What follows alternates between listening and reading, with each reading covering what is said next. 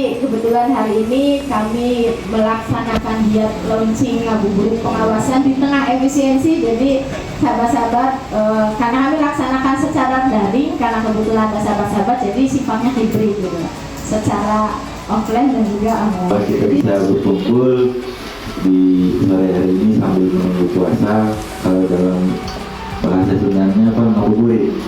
Ini kan bahasa Sunda kan sebenarnya, ngabuburit yang kemudian menjadi jargon atau istilah yang digunakan oleh Bawaslu Republik Indonesia, ngabuburit pengawasan.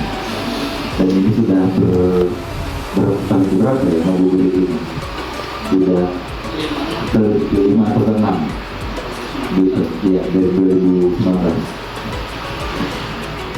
Yang saya hormati Ibu Korbit, Ibu Marianito selaku Koordinator Divisi Pengawasan, Pencegahan dan Partisipasi Masyarakat Tahunan, dan jajaran sekretariat. Kemudian saya banggakan, saya hormati teman-teman pengurus cabang PMI ya Cirebon, PC PMI Cirebon gitu kan, bukan PMI cabang Cirebon, PC PMI Cirebon gitu kan.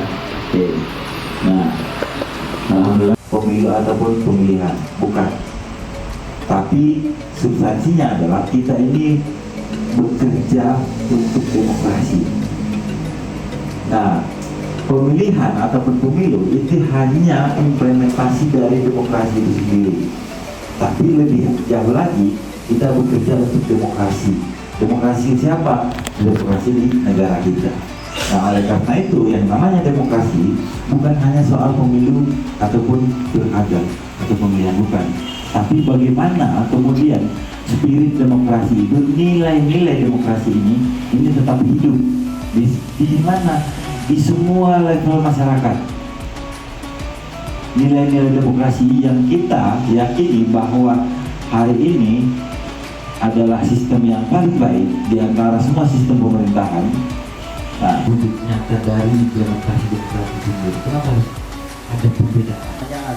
Manfaat demokrasi untuk pemuda apa sih? Ya kan begitu Pak. Benar. Nah, kepemimpinan ini yang kemudian akan melanjutkan eksistensi negara ini. Mau dia cepat runtuh, mau dia cepat bertahan, mau dia melawan, mau dia ditindas, itu tergantung dari kepemimpinan yang ada. Kan gitu.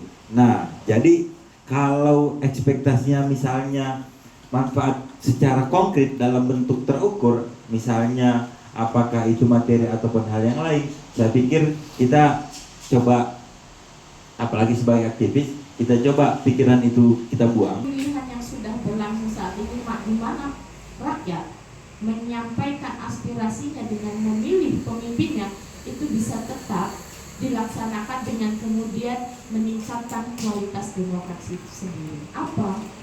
Meminimalisir terjadinya politik uang, menghindari terjadinya pelanggaran-pelanggaran atau kemudian tindak pidana pemilu. Nah, itu sahabat-sahabat yang kemudian harus kita konsolidasikan bersama. Tidak hanya kemudian kamu penyelenggara, tapi juga setiap elemen dari masyarakat, karena itu bagian dari demokrasi milik kita semua. Kebijakan yang kemudian dibuat oleh pemimpin kita hari ini. Mungkin itu. Terima kasih. Wassalamualaikum warahmatullahi wabarakatuh.